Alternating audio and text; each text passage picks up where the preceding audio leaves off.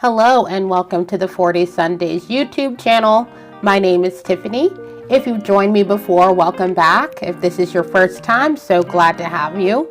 Today's message is actually coming from a Numbers series that the Lord placed upon my heart. And the numbers that we're going to be referencing today are 333. And the title of the message today is going to be Religion versus Relationship. I did want to preference this video by saying that these are not angel numbers or any numbers that are associated with New Age or the occult. These are numbers that the Lord has alerted me to and has given me biblical references to the meaning of these numbers. So just wanted to make sure that I put that out there, that these are not angel numbers or anything that has to do with the occult or New Age. So moving on, we are going to be talking about religion versus relationship. And what I'm going to be referencing throughout the video is a couple different websites that I would highly encourage that if the Lord is alerting you as well to numbers, that you can use that as a reference to be able to start to get some understanding and clarity behind it, as well as references that I'm going to be talking about in the video. And I will also link that in the description as well for you. The message is going to be coming from Ezekiel 33, 31 through 33, and I'm going to go ahead and read that now. My people come to you as they usually do and sit before you to listen to your words, but they do not put them into practice. With their mouths they express a devotion, but their hearts are greedy for unjust gain.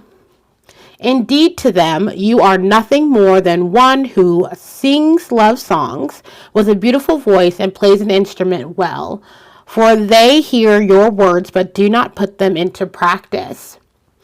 When all of this comes true, and it surely will, they will know that a prophet has been among them. And I'm also going to be referencing BibleStudy.org in reference to the numbers and what those mean.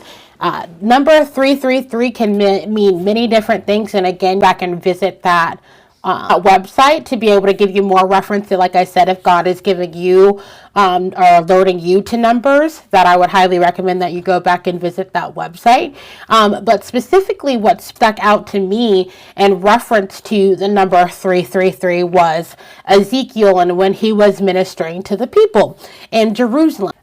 What it said in the Bible.org was many people enjoyed listening to Ezekiel speak about God and his teachings about God. And even though that they were entertained by them, they never put what they learned into practice. They continued to disobey the Lord and lived a self-centered lifestyle just as everyone else did.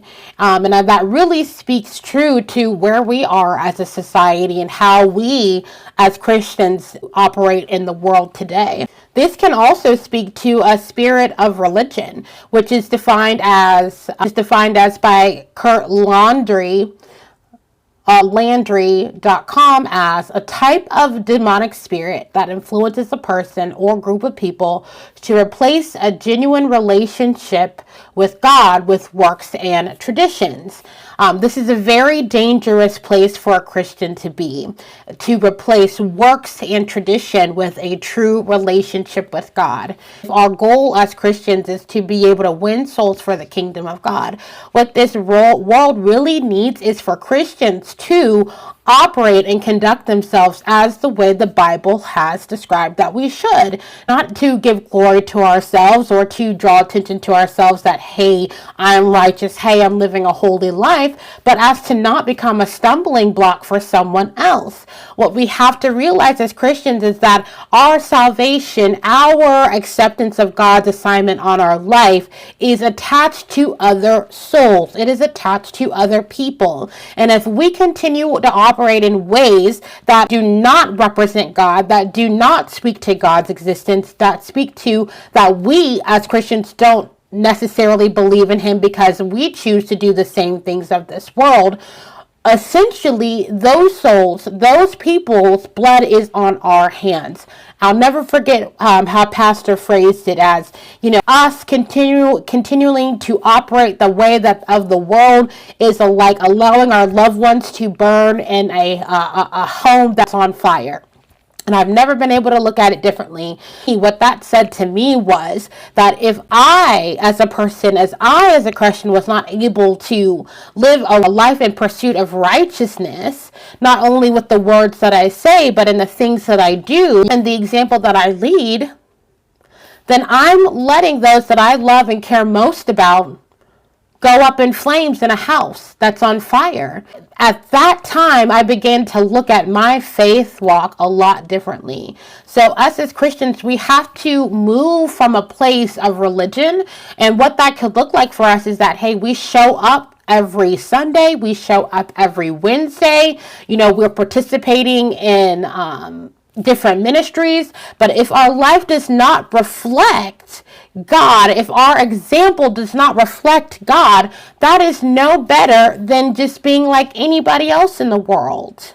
Family, I would petition you today that if you know and professes Christ, you take immediate look at your actions. I know I've talked about this in a previous video before, but I really feel like the Lord is calling this to our attention, because gone are the days where we could be lukewarm. Gone are the days where we could straddle the fence.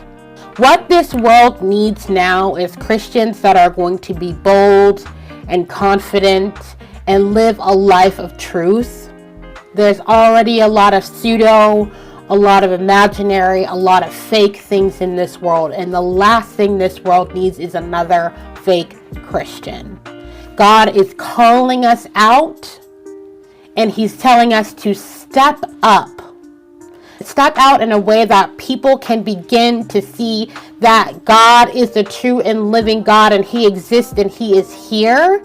And He is looking to us to be able to bring people into Him, so people can start to get an understanding of what it is to live a life by Christ. Don't let the people that you love and care about most perish in a house fire, metaphorically, by not taking time to examine your actions. And not only examine your actions, but draw closer to God in a real and genuine relationship. Because that's what Christianity is. It's relationship. It's religion. It's doing things just to do things out of tradition or ritual. And a lot of us have found ourselves in a place where we are operating out of tradition or ritual. So if you know that's you, or if you're not sure if it's you, take it back to God and ask Him to reveal those parts in your life where you are acting out of tradition, where you are acting out of ritual, where you are acting out of religion. So then He can begin to transform those things, and He can set you on a path where then you can be a good example of what it is to have Christ in your life. We don't have time to be lukewarm anymore. Straddling the fence is only going to have you in more confusion than whether you pick a side, either side. Family, I hope that this word was able to encourage you today, and that if it resonated with you, that I pray that you would go back to the Lord and seek His face and ask for guidance on how you can begin to live a transformed life, how you can begin to understand what it is to have a relationship with Jesus Christ. He loves you so much, and all He wants for you is to draw close and accept the assignment over your life, so then you can be a true and living example of our Father who cares so much for us and who cares so much for this world. Have a wonderful Friday, and we will talk soon. Shalom, shalom.